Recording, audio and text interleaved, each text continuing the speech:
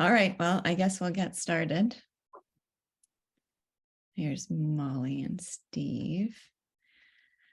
Okay, so chapters 10 and 11 of Dead Souls, which felt once again like it's taken another turn in tone and topic, but I guess that's what we're in for with this book. Not a lot of consistency and integration and continuity, just but a lot of fun. So I made a list of broad topics that came up for me in these chapters, but then I've also made a list of specific moments and scenes that I wanted to talk about. So the broad topics were the nature of Gogol's humor.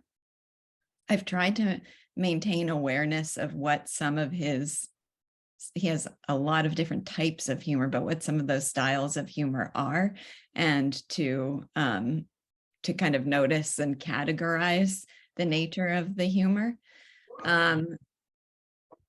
Another big category was, I was talking to Chad, my husband, earlier, and he said, you know, when you read this book, it feels like he goes on a lot of tangents and you just have to go along for the ride, which is something we've brought up here before, but I definitely felt that in this last chapter, that it feels almost as if a topic will occur to him and he'll stop everything and say, okay, let's just explore that for a while. And it'll always be interesting and informative, but it won't quite feel like it was absolutely necessary at that moment, but you just have to indulge him, I guess.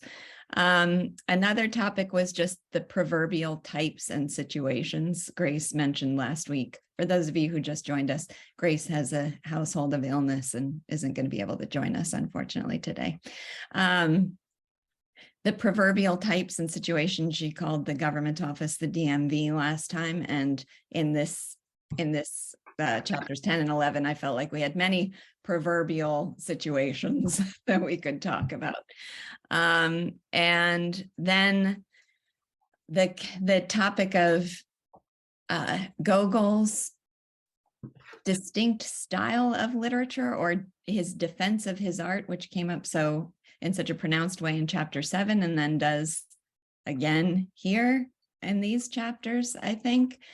And then finally, whether or not the book has a theme, and if so, what that theme might be, because there was a line in this section that I thought, if it has a theme, that's what I think is the theme. So I'll mention that line when we get to it.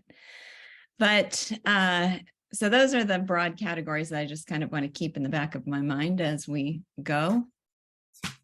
And we can start with one of those proverbial situations.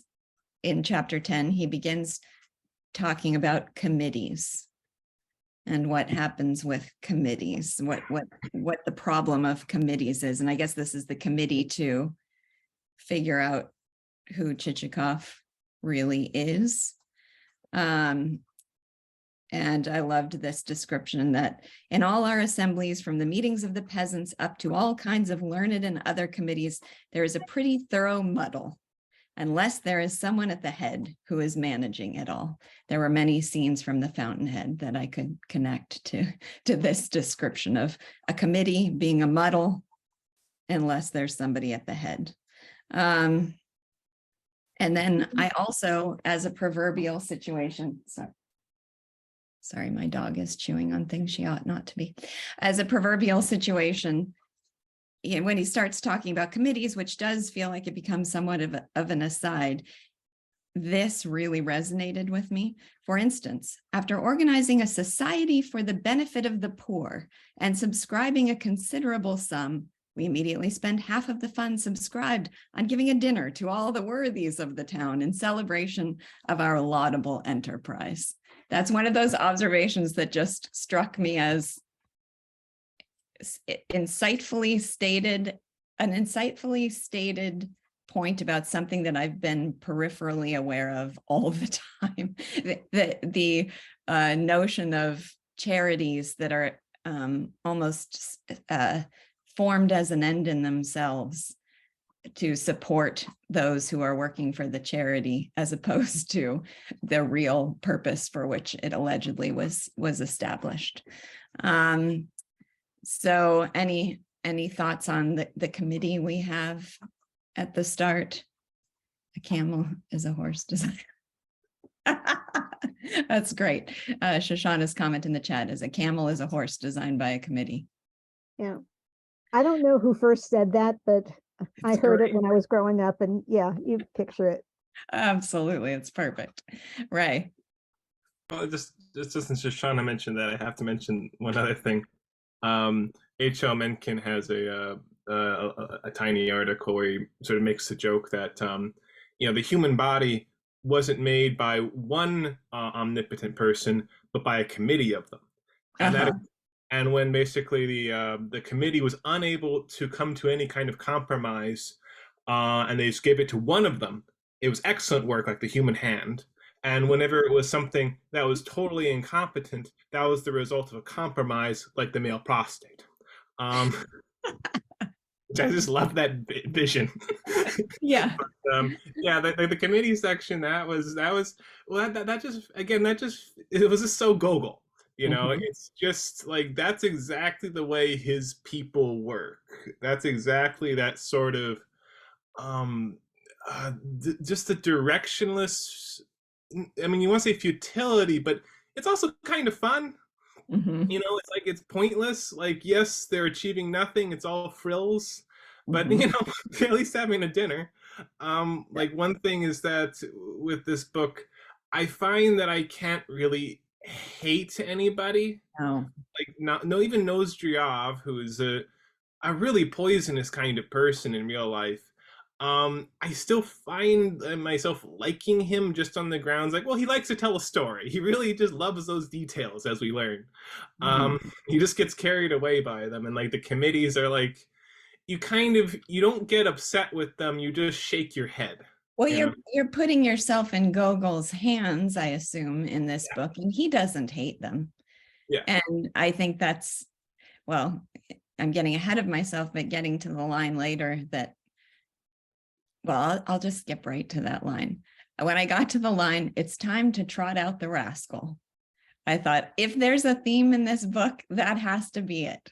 It's time to trot out the rascal, because it's connected with that whole thing about what is, Russia. And Shoshana, I was so acutely aware. I'm so grateful that you pointed out that almost inconsistency between the style of the language and the point that's being made. There's earnestness within it, but it's still sort of tongue-in-cheek because it's said in this grandiose style. So it's almost like he's imitating the people he's making fun of while making fun of them. That's what it felt like. But anyway, he's trotting out the rascal because they're important too. And they ought not to be overlooked, and it's a vibrant part of life and our identity as a country. And it just doesn't feel like we can't just obscure away the details of reality and focus on these glorified heroes that are kind of hollow and don't reveal what life is in all its nuance. So that seems to be a big part of the point, is to trot out these people that we ought not to overlook. They matter too. It did make me think, well, what would Ayn Rand think of Gogol? Does she? It doesn't seem like she'd be terribly fond of this style of writing. But I don't know. Shoshana, did she ever talk about Gogol? No, I don't have any. Of course, she must have read him. But I don't think that it was particularly her favorite style of humor. She liked Oscar Wilde. This is not Oscar. Oscar Wilde he's on a different street. Yes. He's not here. But the thing about Gogol, which I think that we all enjoy, is that he's definitely skilled. He's not messing up. No. He's doing what he's doing on purpose. And so when he heads off into one of these flights of mock epic fantasy, it's as if he's saying, well, I can do this too. I can do this too, because he does. He writes it well, and even though it's funny, you can imagine he could write it seriously. and then it wouldn't be funny, but it would pass. So it sort of thing. So, he could write for Montfleury and Cyrano, he could do that sort of thing. And I think that one thing that we keep looking for, I guess we're used to looking for plots. Yeah. And it's almost as if he's trying not to satisfy that, because when you have a plot, the plot thickens, the plot thins, everything builds on everything else. And he's more of a Shaggy Dog story. Just that basically I can keep this going without giving you that satisfaction. And so, you kind of need to buy into that, but yeah, it feels almost like he's trying to, like he's poking around in alleyways and showing you what's there and showing it to you so clearly and so powerfully and revealing so many insights along the way. But it does just feel like we're walking around kind of aimlessly, but with the aim of really getting, it feels aimless in the progression of events, but the aim is just, let's really get to know this world that we're a part of. And, strip away the kind of strip away the, how do you put it? The kind of veneer of, sometimes he calls it virtue, or sometimes he calls it, or it's the, epic heroic style, but let's look beyond those kind of glorified superficial types at the reality of life around us. Shoshana, did you? No, I was just thinking about one of the things he likes to do is to avoid the cliches you've heard before. Yeah. And so he gives you newly minted cliches that are going to be cliches when everybody else does using them. Yeah, I think I was thinking also that he is someone, this is a narrative, but it's not a plot narrative, it's picaresque. He does plays, and the plays have some of that element, and in the end, everybody's kind of rushing around at once of Inspector General. Yeah. But the one thing he couldn't do is poems. And I think part of that is that it's it's a small canvas and everything needs to be perfect. Tightly. And that was he did write a poem. I have not read it. I think it was called something like Hans Kuchelgarten, and he couldn't even spell Hans correctly, and I think burned all the copies. Basically, it probably was not very good, but that doesn't surprise me. That he has to be more sprawling. That he wouldn't really be able to do a poem. Interesting. Although who knows, maybe he did it and he gave it to someone and it's hiding and we'll find it someday. But it doesn't look to me as if that's where his gifts lie. On the other hand, it's just plain almost acrobatic that he can keep this going and that it's funny and that he's not repeating what someone else did or even what he himself did. Yes. Yeah. I know the humor is endless and it is so varied. Well, we'll get to one of my favorite humor scenes in just a moment. But I want to let some other people talk. Joseph, who's next? Wendy's next. Okay. I wanted to share, let's see. I put in the chat my favorite funny, but I had to put kind of not just funny, but it's just how he sets it all up and the wording. It's clever. And that's what I think is what appeals to me so much. And that's the part about the eyebrow on the dead man and the question that he had, that this eyebrow asks of what the dead man was inquiring about, whether he died or why he had lived. God only knows. I mean, that second part, why he had lived, what was the point?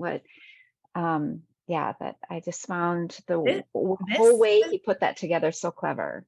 It was so funny, but also this was the only part where I felt like he was a little cruel.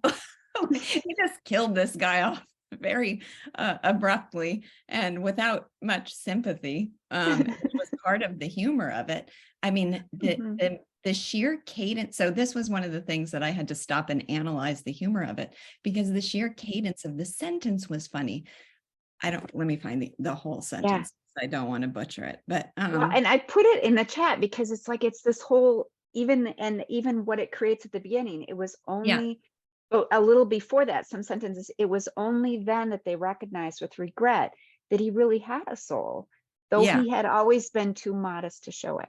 And then, but it keeps going, and that's where it ends. The ending part is well, so the line that cracked me up, but also, I mean, it just took me so off guard, which was intentional. It says, they had such an effect upon him that on reaching home, he fell to brooding, and suddenly, for no rhyme or reason, as the saying is, died.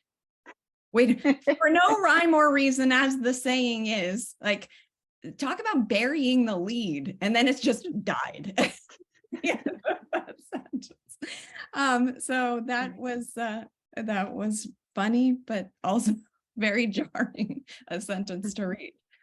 And then the eyebrows come back later when it says, you know, when people die, they often kind of glorify their name and emphasize things about them that weren't, and then says, when really with this guy, all that was distinctive about him was his eyebrows.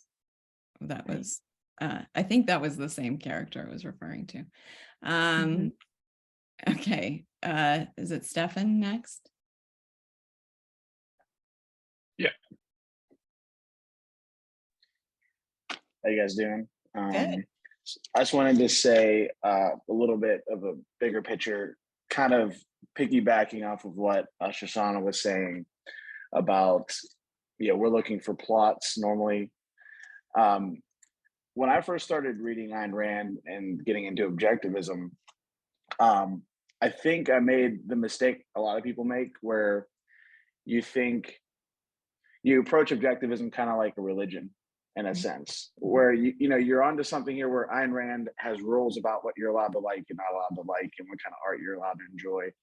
And obviously, that's not true, but it's her. I think she just wants you to pay more attention, I think, to the kind of art you're reading and listening to, and then just kind of realizing that the whole point is the experience of it, to enjoy the art itself and not really, be too deep in the philosophy, but be aware of the philosophy in a sense. So I just want to say, I'm just glad that I have this like new way of looking at a story that Ayn Rand does provide, that is not this restrictive, like rule-based thing where it's like, it's commandments or something like that. So, and I really am loving the story for it being different than Ayn Rand. So that's it. I really appreciate you saying that, because that actually was one of the major topics in my mind in this section, in relation to his defense of his own art, because you could see him as attacking her style, Ayn Rand's style of art, with the presentation of heroes and stripping away the everyday and focusing on, glorifying the best of man's potential.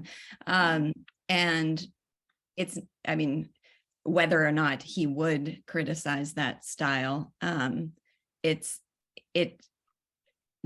not a fair criticism of, it wouldn't be a fair criticism of her style. There's a very important, significant place in literature for her style and for the human soul. Right. That said, I do see a lot of people kind of so the psychological term I think I got from Edith Packer is role playing, the danger of role playing, that when you are presented with a heroic type, you can feel like that's how you ought to be, and that it's dangerous, or it's dangerous to recognize or admit anything that is not perfectly consistent with those types. But she's projecting an ideal and an essence, and there's a lot more to a human being than is being projected in those stories, which I think sometimes is put forth as a criticism of her style, which I think is completely invalid. But there is, if it's interpreted as, therefore, anything about life or me or that doesn't admit of this idealized picture is something terrible and to be evaded and repressed, that's going to be something really dangerous. So I love that there exist all kinds of styles of literature, like Gogol's, to, you know, round out and explore other parts of life that were not her purpose in writing, but are really important to just development of your own kind of sensibilities and understanding of the world. Right. Well, I was going to say too, it's a very Russian novel. And I think, you know, she had that, well, she loved Russian novelists, obviously. But there's something to it about like I don't know, the kind of flippancy, if you will, of the characters and the humor. And I mean, I think it was Harry Benzweiner who was talking about how Ayn Rand was talking about the culture of Russians and about how, I forget, I think it was a Dostoevsky story where like a mentally challenged girl comes into the house and they're like feel blessed by it or something like that. It was like this. Do you not know what I'm talking about? I don't know the story. If anyone does, I would. Okay, yeah, but it just, I don't know. I could see like this is a very Russian novel. I think she had, you know, obvious deep criticisms of Russian culture. So yeah, that's it. Ray. Yeah, I just wanted to say about the man with the eyebrows.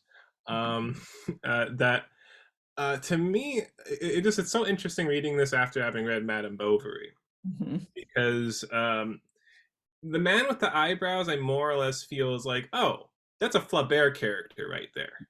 Like Gogol loves finding interesting people who, you know, are grotesque in some capacity, or oddballs, or dysfunctional. You know, like he really likes that. But the sort of people the first time he really hates somebody, in a sense, is when there's just nothing distinctive about them, just this anonymous committee member who all there is distinctive about him is his large eyebrows. As in, basically, he would, and that's just, I suppose that's in a way a major contrast of Gogol. He looks at the everyday because he wants to say, like, there's some really interesting stuff here. Like, look at some of the things that you normally would pass by. Well, Flaubert, he just fetishizes the normalcy of it, you know, just loving to show you just how petty and stupid and awful people like Homais and Benet and Charles he's more sympathetic with, but he does gives him a good ribbing.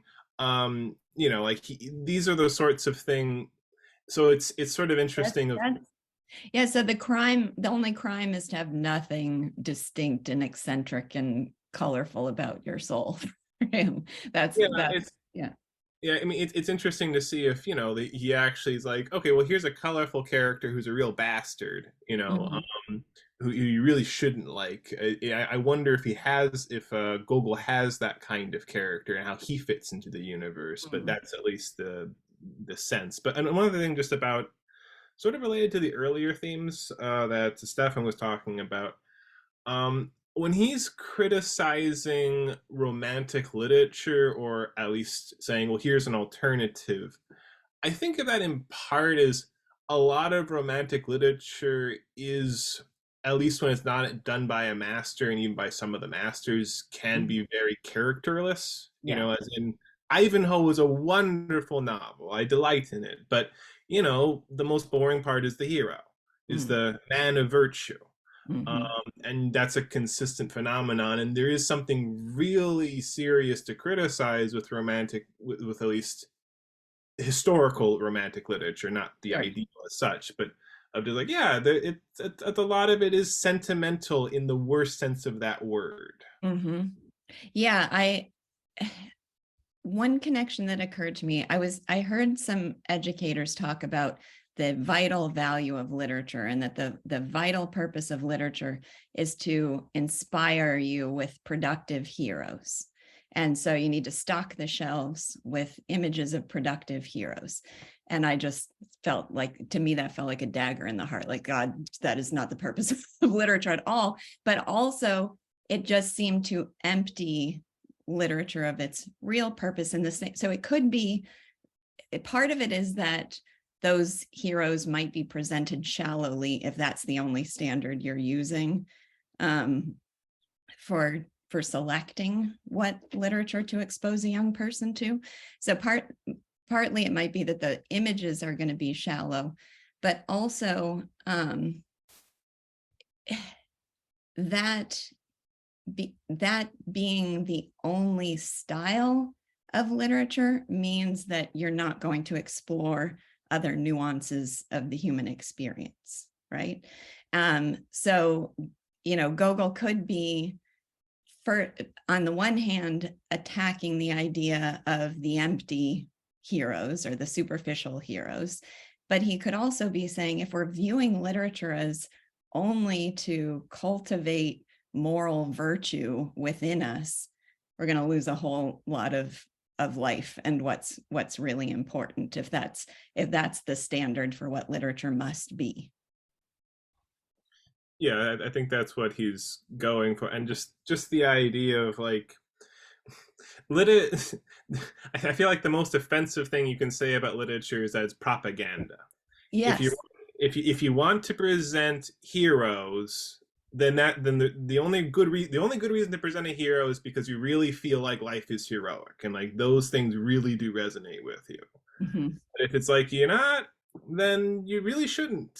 You know, you should play to the parts that actually resonate, and you should say the things that actually correspond to your experience. Because I think Schopenhauer, in one of his aphorisms or something, he has this bit where he talks about there's not the most, even the ugliest human face is better looking than the most beautiful mask.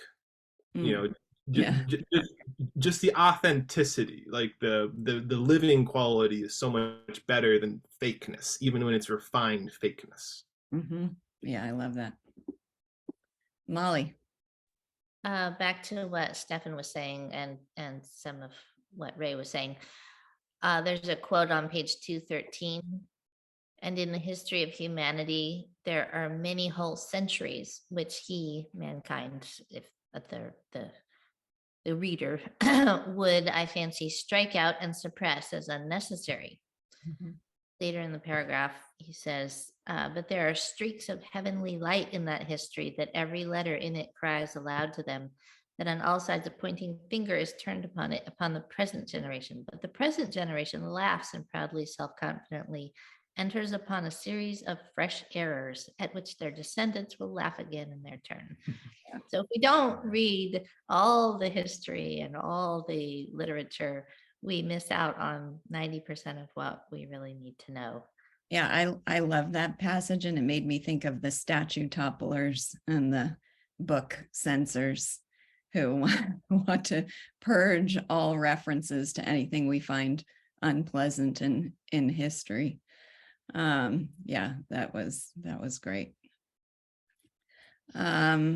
All right, well, I thought I was going to have Greta here. I have to scold her later for not showing up, but she and I were laughing in a private conversation over the terrible storyteller, when going back to the beginning of chapter 10, when they're trying to figure out the identity of Chichikov, and this guy's like, I know who he is. And it was 3 pages long, his story.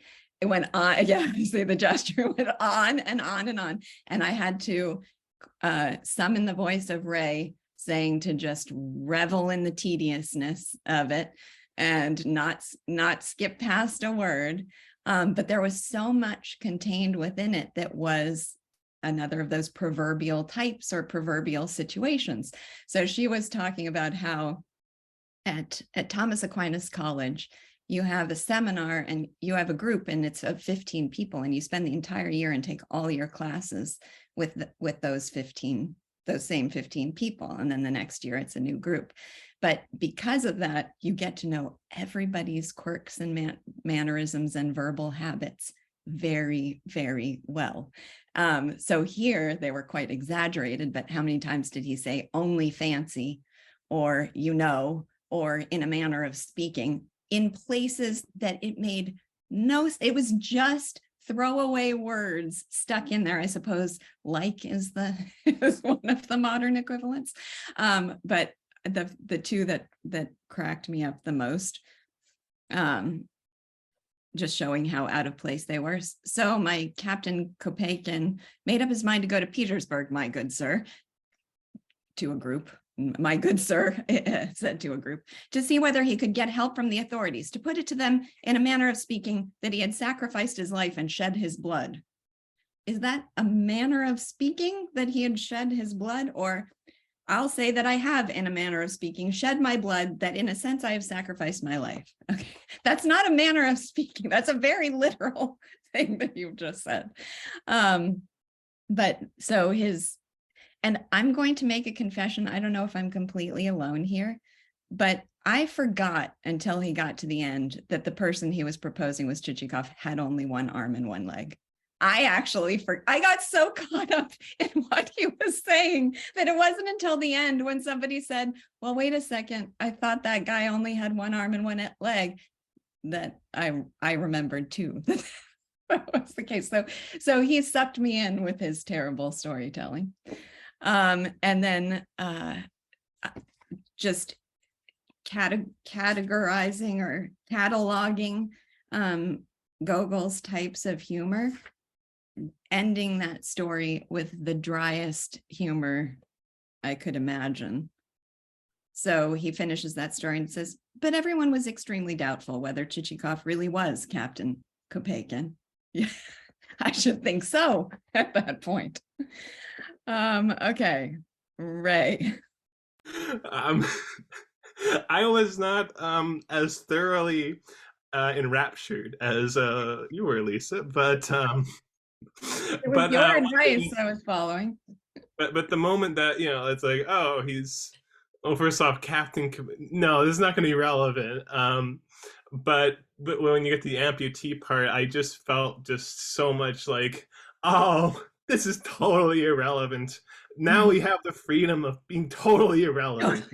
Like now Gogol can just be himself. Yeah. That's funny. But there is a type here, right? It's a very, very exaggerated type, but the type who just is utterly unconscious of the irrelevancy of what he's saying. And just, he wants to tell a story and he's really bad at storytelling, but he's not conscious of his audience at all. So it doesn't matter that he's so terrible at storytelling. And then he's got all of these awful, irrelevant phrases forced in there. It's just, yeah, I feel like there's an archetype there that I'm going to think of when I encounter my next really bad storyteller.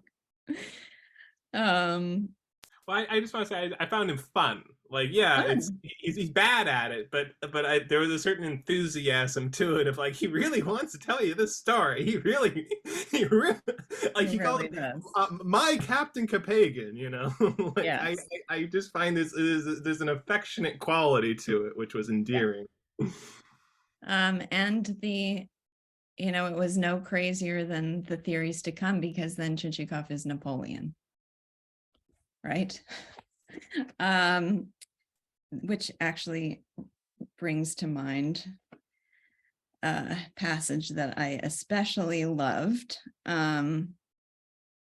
So after getting all these absurd theories that they treat with grave seriousness, it says, explain man if you can.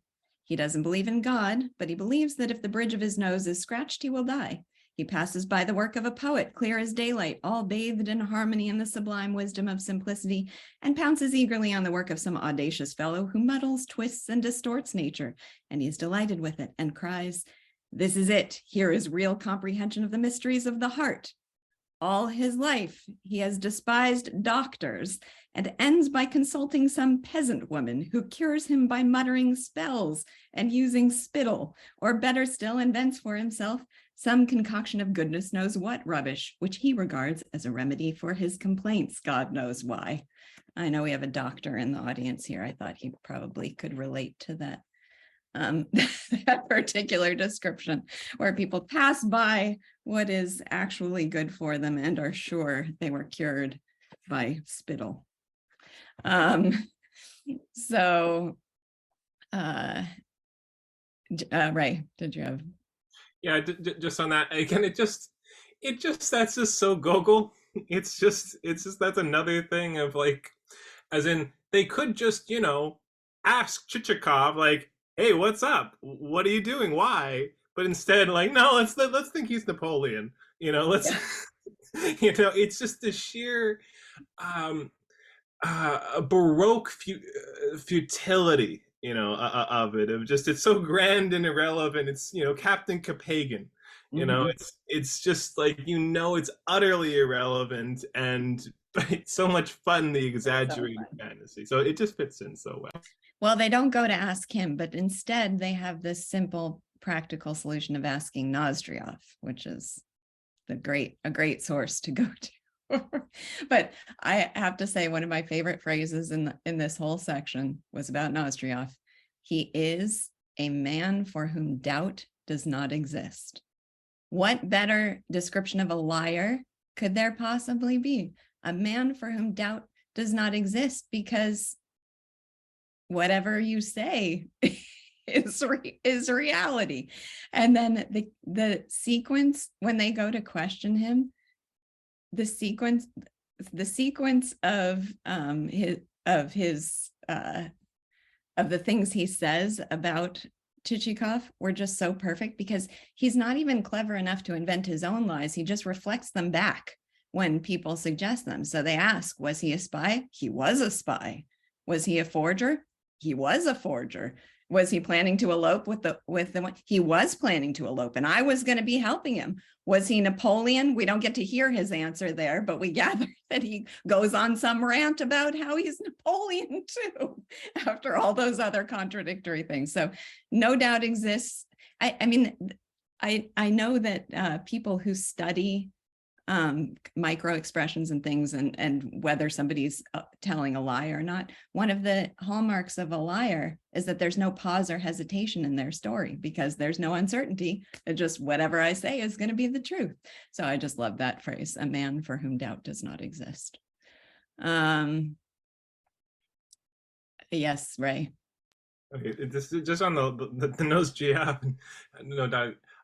This is okay, a complete like tonal shift of just why I hate this kind of person. But well, I find nose GF fun.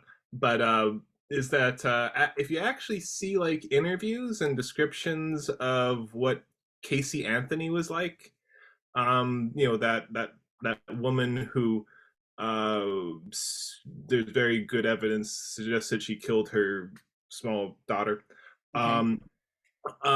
She was exactly like that, of she could just lie about totally irrelevant things, no pause, whatever, give you full details, to the point where she'd even say like, oh yeah, I work at Universal Studios, and and then they get to the point where she brings the police can't find her office there, so she's walking them to her office, which doesn't exist. Wow. And at a certain point, she just turns around, put her hands in her pocket, and says, well, I guess I don't work here.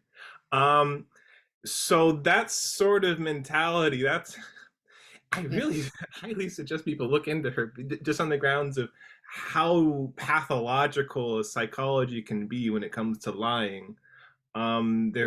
So I just had to throw that out. It just reminded me of that, of just coming up, like, you tell me something and then I just elaborate on it endlessly with full details. And I remember we were talking about him last time and kind of saying that here we don't see the destructive consequences of that kind of a liar. It's still said in sort of a light and amusing way, but in reality, that sort of a person is, I've had one encounter with a pathological liar. It was something that I couldn't even imagine existed in reality until I saw it face to face. And it felt to me like I had to categorize that person as essentially just being a thief who came in and stole physical objects from me, because they have that sort of power to wreak destruction. It's really disturbing. So yeah, that he still seems like kind of a comical character as presented here. But it is a really disgusting and despicable kind of nature. It's like what I was saying about the rumors of like, here it's funny to see the rumors about Chichikov, but those are really destructive in small towns in real life. And that, I can see that in other novels like Main Street, for instance. Yeah. All right. Let's see. We covered that part. Oh, okay. Small character, small proverbial type, small observation, just completely delighted in it again. The hall porter, I didn't write down a page number, but the hall porter who won't let Chichikov in. And he says, and Chichikov says, well, upon my soul, why? What for? That's my orders. So I suppose that's right, said the hall porter, and added the word, yes. I love that he added the word yes, like that makes it certain. I was told by authorities, so it's right. And then if I just add yes, now it's even a little bit righter. And then at the end it says, aha, since their excellencies kick you out of the door, you must be a low rascal. So it even gives him a feeling of superiority and authority because he was told. But there's no actual comprehension of the person's character himself. It's just the authorities say so, therefore it must be right. And now I can look down on you. So the abrupt shift in the community perspective on Chichikov was great too. All right, let's see. There's one part I wanted to ask about. I found it a little bit, I wasn't sure how to interpret it. It was on page 221, 220 and 221 in my version. And it's describing after Chichikov is all packed up and waiting to leave. And it says, let's see, during this time, it was his pleasant lot to experience those agreeable moments familiar to every traveler. So this is set up as kind of a universal experience. Those agreeable moments familiar to every traveler when everything is packed and nothing but bits of string and paper and such rubbish is left lying about the room, when a man is neither on the road nor settled in one spot, when he looks out at. So all of this is sounding like it could be a universal sort of experience and situation. Looks out of the window at the people passing up and down and talking of their gains and losses, looking with a vacant curiosity, raising their eyes and staring at him. And so it's all these details of the things he's seeing outside of the window as he's gazing out the window. And then it ends, he stands there, sometimes lost in oblivion, sometimes again paying a sort of dull attention to everything moving and unmoving about him, and in his vexation crushes a fly, which buzzes and beats against the window pane under his finger. I was like, well, I got to the end of that paragraph and said, wait a second, I thought this was supposed to be one of those universal situations, and now the universal situation includes crushing a fly between your fingers. So that felt like maybe it was just the humor. That was the nature of the humor in that paragraph, that we're describing a quasi-universal situation, but I'm going to describe it in such elaborate detail that it's no longer universal. I don't know. What did you make of that paragraph, Molly? I really liked that. I related to that feeling. I hate that feeling. Okay. When you're waiting. I can't move on because I'm waiting. I'm neither here nor there. It's like I'm so impatient in that scene. But did you crush a fly between your fingers? I would crush a fly. Okay. If there were a fly in the room buzzing around, busy with its purpose, and I couldn't move because I'm waiting for someone who I won't name, then I would be so frustrated that I would want to crush anything that is allowed to move, that is allowed to go on with their life.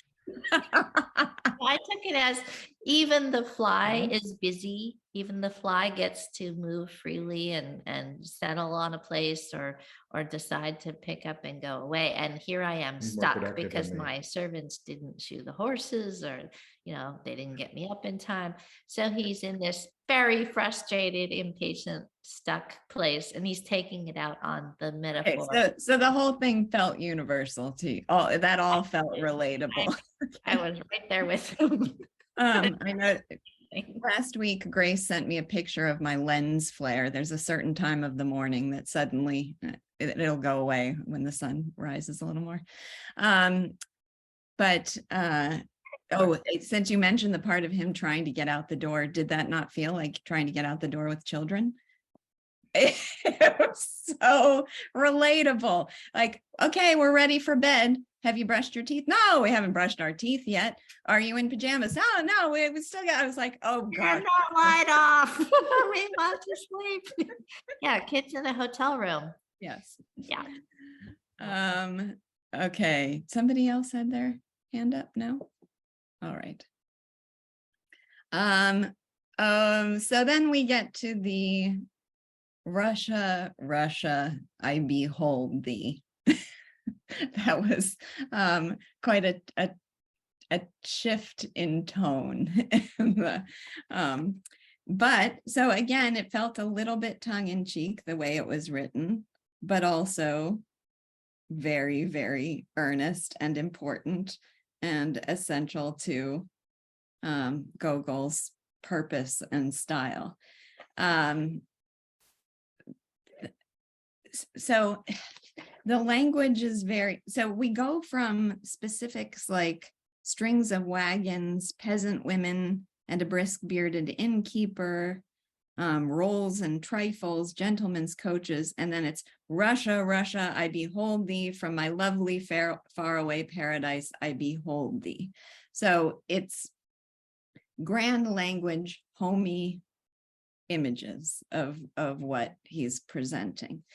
And that just seems to connect to what we've said about his purpose and his art in general. But then there was that wonderful juxtaposition at the end where the last line is again in this grandiose epic language. Ah, marvelous radiant horizons of which the earth knows nothing. Russia. Steady, you fool, Chichikov shouted to Cellophane. We're like right back in the reality of the mud from this grand statement. Thoughts about that passage that's on 223 to 224 for me? Does it relate, do you think, to everything we've just said so far about his purpose, right? Yeah, I think it for me confirms my view that he's really about the characters. Like, he loves the humor of them. He loves the contradictoriness. He loves to make it funny because he finds people funny. But his core is like, I just gotta see it all. Like, I remember when I was a kid, I just loved looking out the window of the bus because it was always just interesting just to see things, especially on a field trip. And I didn't understand why other kids didn't like that. It's like, why are you guys bored by this? This is interesting.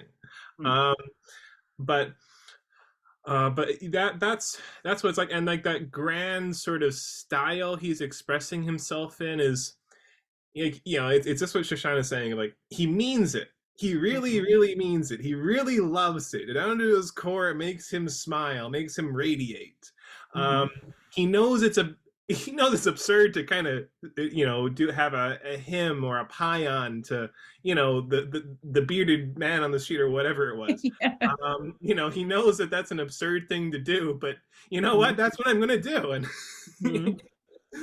I guess there's like a self-consciousness about the absurdity of it. I mean, he's aware of the absurdity and just running with it is, I guess, the feeling you have reading it. Yeah, and I feel it's I mean, a contrast in my mind is like Zola, who, you know, he really loves like getting into different characters and describing them, but there's no sort of self-consciousness there. Like, he just wants to be a scientist.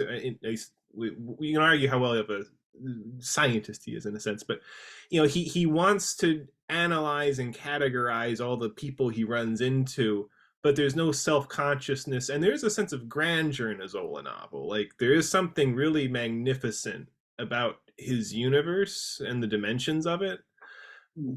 the dimensions of the filth.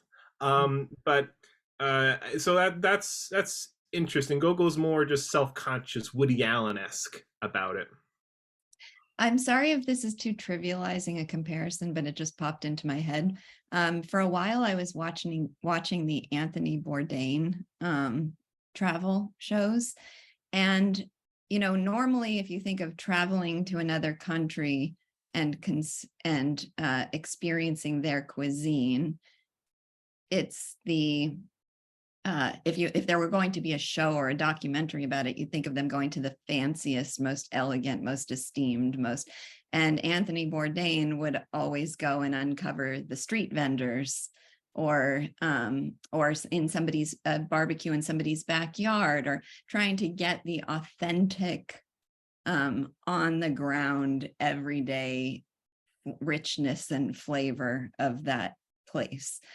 So it feels like there's something similar happening here with Gogol's art, that when I think of the glory of Russia, what I want to do is just immerse myself in what is just authentically real and fascinating about its ordinary people.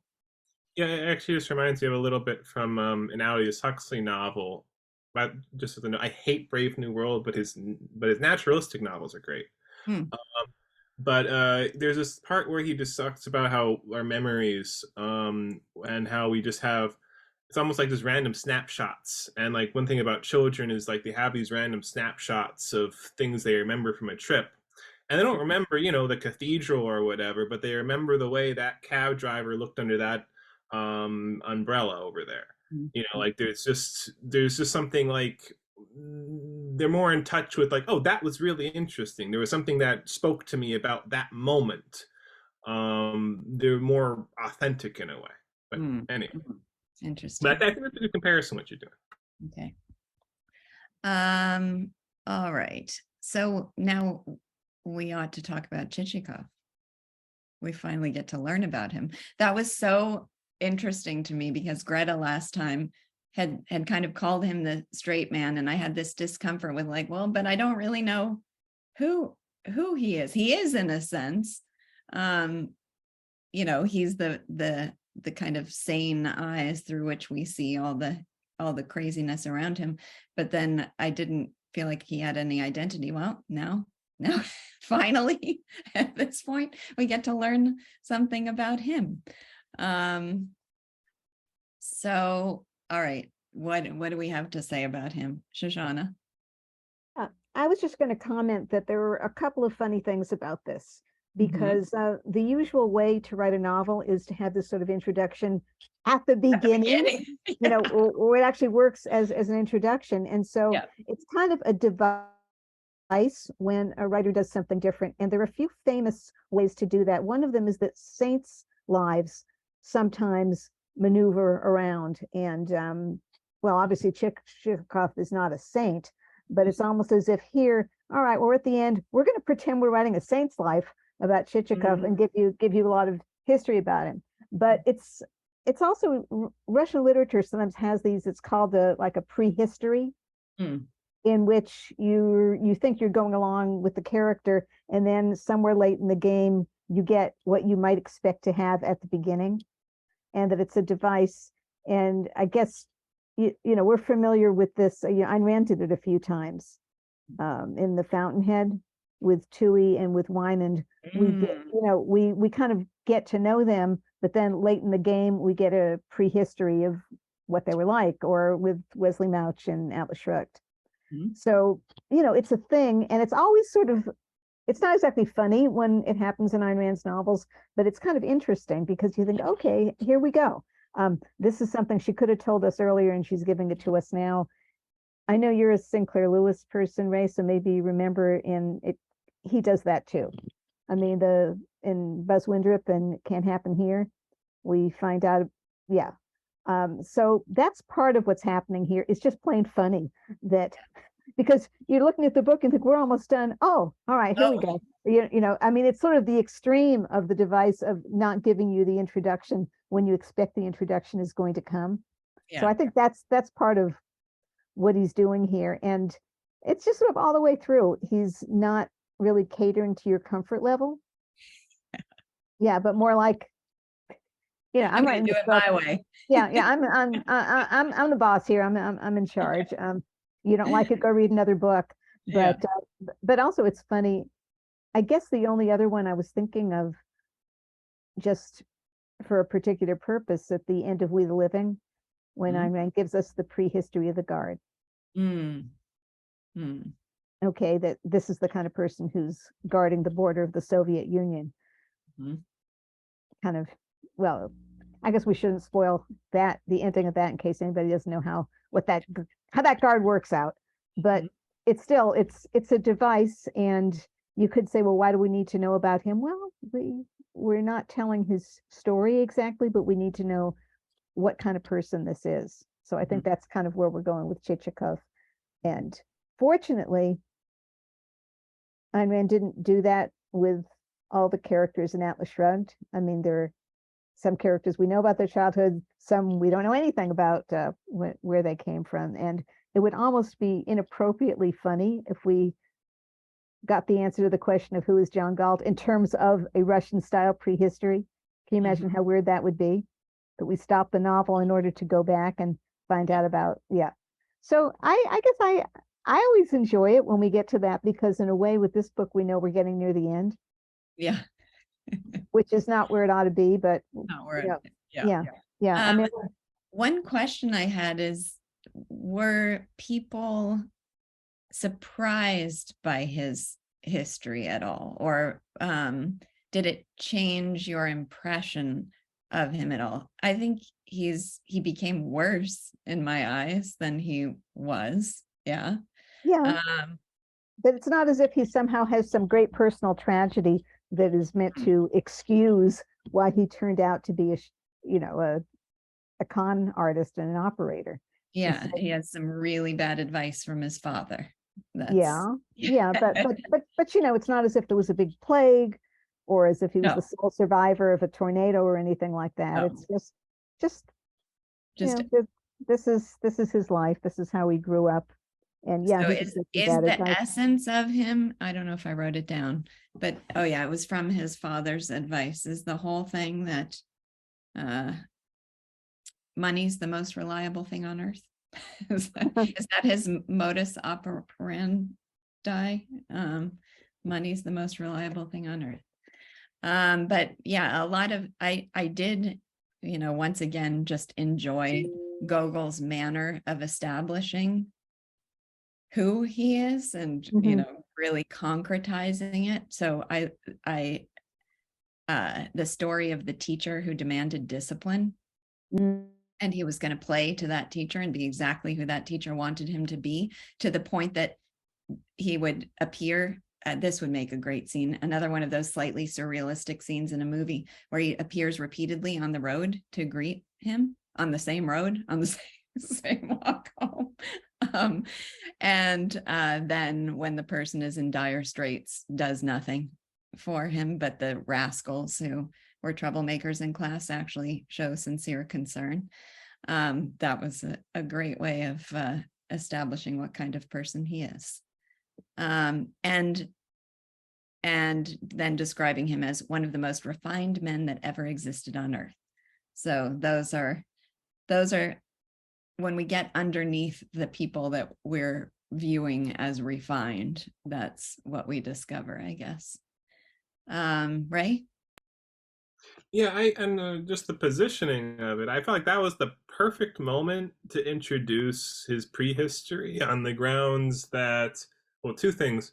One is that beforehand he's a bit of a cipher, and that makes him more of a straight man, so to speak. Like, you're interested in Sobakevich, you're interested in Nozdryov, you're not really interested that much in Chichikov and his dynamics earlier. But like then it's like, and everybody's like, who the hell is this guy? And well, Gogol tells you who the hell is this guy. So I thought, dramatically speaking, that was the best moment to do it. But in terms of like his character, you get a couple of, it's not that he's not that he's searching for money, technically. It's actually he's searching for luxury. You know, he wants a life he wants the pampered life, which I just want to say on the scale of, you know, things to want, it's like, okay, that's an actual thing to want, you know, as in when it's like prestige or money, it's like those aren't really things you actually get to enjoy on a certain level. Like those are sort of intangibles, but at least luxury is like, yes, that oil does really smell good. Or whatever it is.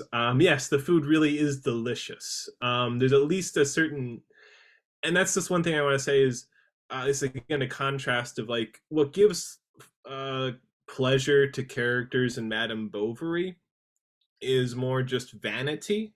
It's more just that intangible quality. Now there are other things more complicated, but at least with all of his characters, there's always something that really gives them pleasure. Nosejob just loves telling the stories. He loves he can't let the details escape him. Or I can't think of them all right now, but you know, there's at least or Cellophane, I think it was, when he's reading. It's like he really does like reading. He's not just doing it to pretend. But one thing that I thought was really fascinating in there when it got more theoretical was about, you know, like well, is this actually his responsibility? Did he decide to nurture this himself and choose this particular passion to build his character around? Or is this something that was just inbuilt and thrown into him and that he can't be held responsible for? And he leaves that question ambiguous, but it is a very nice way of putting the naturalism front and center. Yeah, I know this section. He talks about this was another part that started to get into flowery language about the man with a purpose. Blessed is the man who has chosen from among them a noble passion. It grows with, but Chichikov didn't have the luxury of choosing a noble passion, I guess. There are passions, the choice of which lies not in a man's hands. Okay. Let's see. Where there's somebody else. This next section, I feel like I need to spend more time with it because there was a lot there and it seems important, but I wasn't able to come away with a really clear and concise view of it, because there's all this stuff, you know, where he's breaking the fourth wall and talking to us as the audience and saying, I'm afraid you're going to not like him because now I'm telling you the truth about what his motives were, and you're not going to like that he doesn't satisfy your image of a good character, and better let us forget. And then there's this long section on the sin of forgetting those things or of overlooking those things. And he goes off on somewhat of a tangent about about the story of the guy who didn't want his son's what his son had done to be known because of the publicity, and then likening that to not wanting to know about the failings in your business, just evading those, but we need to know all of those. Or let's see, how does he, let's see. Some ardent patriots who have hitherto been quietly engaged in philosophical pursuits or increasing their fortunes at the expense of the finances of the okay, well, and then kind of summing this all up as that we ought to be asking ourselves, is there not a bit of Chichikov in me too? And it is pretty sure to be so indeed. So this seems to be the kind of anti-role-playing perspective that we need to not hide the truth. We need to not leave the mistakes of the past or the sins in our souls unrecognized. we all need to recognize there's a bit of Chichikov in us too. Well, we could argue whether there is but in all of us, but that seems to be his perspective. Wendy. Well, but particular to Russian society, like he's saying, this is something that is kind of permeates everything, and it does seem more like of a commentary on this is what I see around me, and particularly he says that Chichikov, the people around me, general society, would welcome him, but they don't like the honest complete picture of him in literature. But they would have welcomed him and had him to dinner and been cordial with him. And it is this criticism of that this is what we value and what we treat as normal and good all around us in our society. But if we really looked at it, it isn't good. I mean, does he? It does seem to be. I mean, and again, like that. I don't know. It's hard to. I mean, is he really being critical of it? But it does. It really is very revealing about it. Look at this is what we accept, and with I don't know, without being harsh towards Chichikov, or it's part of all of us. I don't know, but it does seem. No, more I of a know commentary. This is one of those situations, I think, where I feel removed from my comfort zone, taken away from what's familiar to me, stretched in terms of understanding his perspective on the world. Ultimately, I know that I will disagree with him entirely, but I'm trying to just absorb what he's saying. And it doesn't seem to me like he is actually criticizing even Chichikov.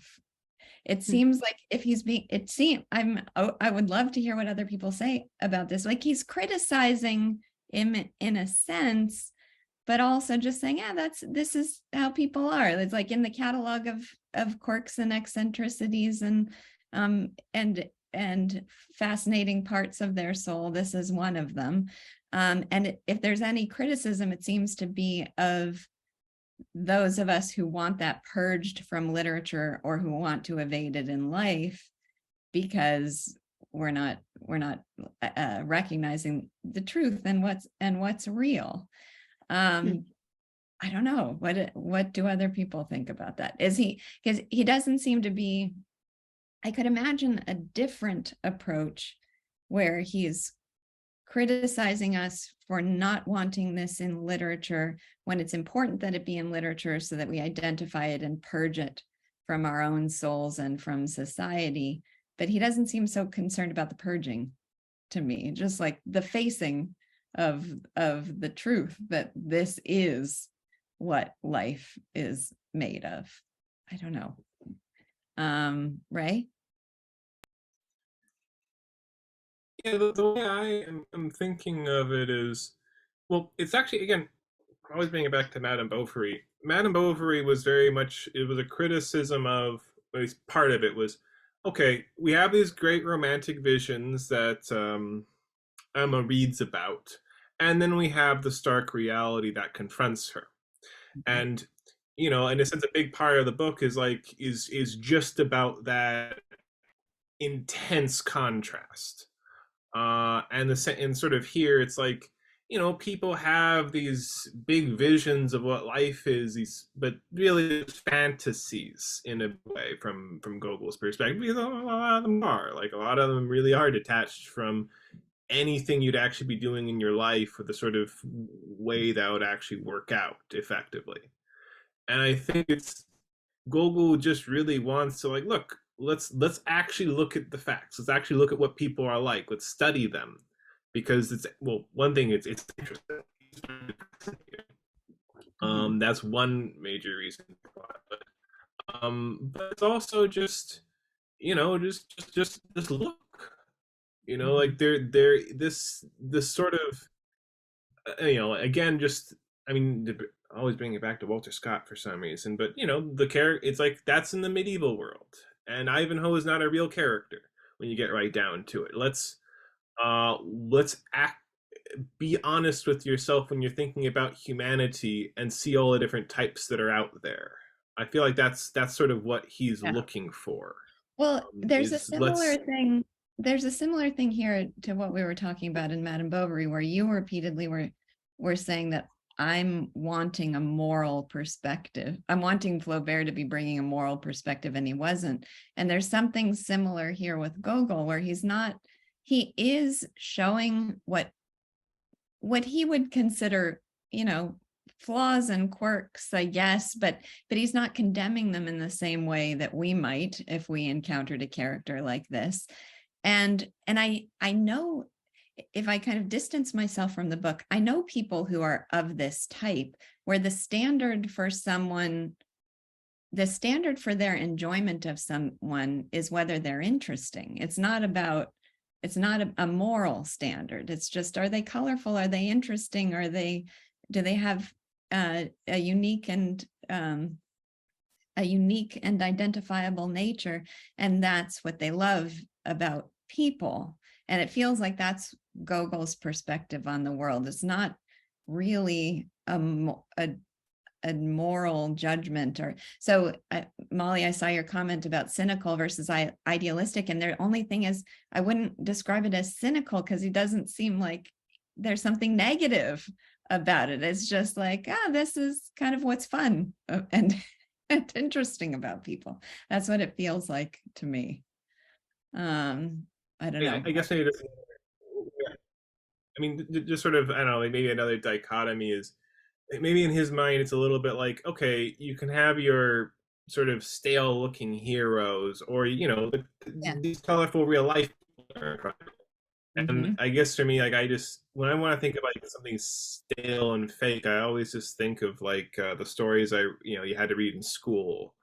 And it's like, it's just so like trite, like the moral at the end, and the whole structure of it before it's in the first 3 words on some level. And it's like, I even just think like physically about that cheap paper it was on. But anyway, So I don't think he's condemning anybody except the people who don't acknowledge what's out there. And in a sense, actually, even the people who don't acknowledge what's out there, they're sort of interesting characters from his perspective. He writes a little short story about them, so to speak.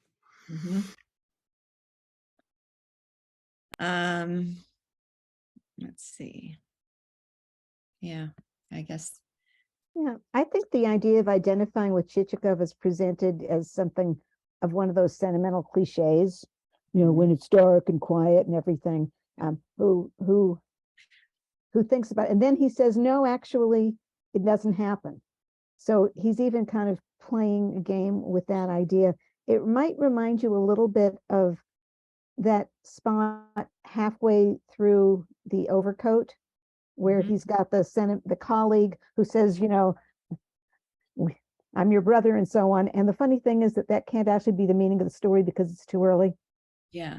And so it's presented, but we're not actually supposed to think, okay, now I've got the point, and we go away from it. Here, it's sort of as if he puts that in there and you think, oh, he's really saying that. And he says, no, people don't think that way. And they shouldn't. And then he goes on to make a joke out of it. No, they don't think I'm Chichikov. They look at the guy over there and says, he's right. Chichikov. And of course, it's almost as if he's playing us, the reader, because if we were thinking, okay, where's the universal here? Do I know a Chichikov? Yeah, I know a Chichikov, but am I pointing to someone else as being the Chichikov because I don't want to see the Chichikov, the worst within me, the Chichikov within? I think he's really, the basic relationship is between the storyteller, who doesn't have to be Gogol, and the reader.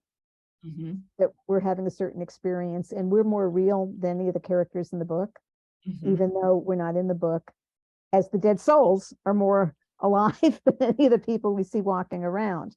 There's sort of that joke about that. Don't you say Mikhaev is dead. He was really, yeah. So I think that's part of what's going on. And again, we're looking at this and thinking it's almost over. Yeah. And yet we haven't gotten to a point. Yeah. Yeah, well, I forgot to mention this, but I went to an event in Los Angeles the other night, and I was very surprised to find myself at a sports bar in I think I forget what area it was, but it was kind of a dingy street and a sports bar where they were playing loud at 5 p.m. They were playing loud early 2000s club music. And this is not what I was expecting when I went to this event. It was an event for FAIR, Foundation Against Intolerance and Racism, if any of you are familiar with that organization. But they were doing a fundraiser. There was a room upstairs that they had for rent, but I had to drive up from Orange County, so I had to be there 2 hours early for this event. So I found myself sitting in this sports bar. I had brought Dead Souls with me, and then it had to compete with Jay-Z, and that was not gonna happen. So I'm just sitting there by myself trying to kill time. And I thought to myself, and this made me laugh when I thought of it, you know how people say, like, the phrase beer goggles that you put, if you drink, you have beer goggles. So you're seeing things improved by the lens of being drowned in beer. Put that phrase aside, but that's what made me laugh about my own phrase. I was like, I'm just going to sit in this bar and look at the world through goggle eyes. So instead of beer goggles, I've got goggle eyes to look at the world through. But it actually did change my experience to think of it explicitly in those terms. I'm gonna just find what's entertaining and amusing about the people that I'm sitting next to, or the fact of the Jay-Z blaring at 5 p.m. and it feels like that. When it comes down to it, is what Gogol is doing. He's just saying, oh, the world is colorful and entertaining, and I like noticing all the details and nuances in it, and I'm very observant, and I'm very good at drawing out what's distinctive about all these interesting people around me. And that's the end. Like, that's ultimately what it is, but there is something to gain from experiencing that. Sorry if that wasn't very coherent, but hopefully you get the idea. Wendy. There was something that struck me from earlier, what Shoshana said about that him not being able to write poems. The way, and I had to look back at it because it's not in the printed copy, but on the wiki source, the one that is actually the right one, that is the Constance Garnett translation. If you look at the title page for that, it says here, and I'll look at it right, Dead Souls, a poem by Nikolai Gogol, which I found really curious that that's how it was identified. And if there's, does it say that? Is it Shoshana? Yeah. So I'm wondering if that is a joke then, because he didn't write poems, and clearly this isn't. It's not a poem. This is prose. Yeah. I mean, so I don't know what that's about, but I just wondered how that related to it. Well, we talked about that before. There was sort of censorship problems here. And so calling it a poem is like, this is an epic, and that's what we got all these adventures. And then he was also asked to add the title. Well, he strategically thought it was good to add the title of Chichikov's Adventures because the title Dead Souls was going to cause all kinds of trouble. So I think that poema goes along with that. But it's also sort of it's a Russian thing that sometimes they give names to things that make you sort of, what's going on around here. And Yevgeny Onegin is supposed to be, it's all in verse, but it's a poem. It's a novel. It's a novel in verse. And so here we've got something in prose, and he's calling it a poem, but it's not like an exalted poem. It's funny. And even as you see, the poema, that word is the biggest word on the page. You see right there? Yeah. So I just think it's another one of his jokes. His poem is even bigger than his own name. That's where it says N Gogol right there, underneath that. And then right there is where it says Dead Souls. And up there it says The Adventures of Chichikov, Chichikova, The Adventures of Chichikov. And then the date, 1846. Anyway, so that was the original title page. Well, he does seem to be enjoying turning a lot of expectations on their heads. So calling it a poem could just be one of those. Any last thoughts before we close for today? Well, I had something just Yes. because I ran into it and I don't think we mentioned it, that the Okay. actual idea of this ridiculous scheme, Oh, that that came to him from Pushkin. So that's kind of funny. And, Pushkin's a great writer, the god of Russian literature, and who was himself the triple threat. I mean, he was a really good poet. And he wrote fiction and he wrote plays. And it was new then to write fiction that wasn't sort of saint stories. And his stories might even remind you a little bit of O. Henry. They've got a twist to them and so on. So he could do everything. And he had this idea about buying up dead souls to improve your credit score. And apparently, Gogol got the idea from him. But to me, that's so funny because if Pushkin did it, it would be completely different. Because he's not, I don't know, enjoying all the grotesqueness. He would build it into a story with a plot.